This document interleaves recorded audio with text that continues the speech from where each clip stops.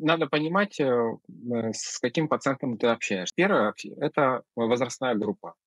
Мгм. Если это молодой, спортивный, ну, относительно молодой, ну, мужчина, так скажем, да, то, конечно, ему пластик связки желательно сделать, желательно стабилизировать сустав, потому что он 100% доживет до реализации артроза. То есть у него Мгм. артроз, скорее всего, что он доживет до него, если его не прооперировать.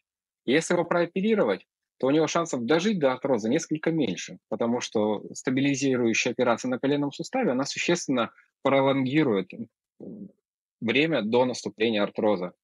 Вот. А если это возрастной пациент, ну, бывают люди, которые там и в 70 лет рвут себе связки, то, скорее всего, что у него была тактика лечения консервативная, потому что если у него до 70 не сформировалось признаков артроза, то весьма вероятно, что они у него и не сформируются за впереди лежащий, так скажем, период жизни.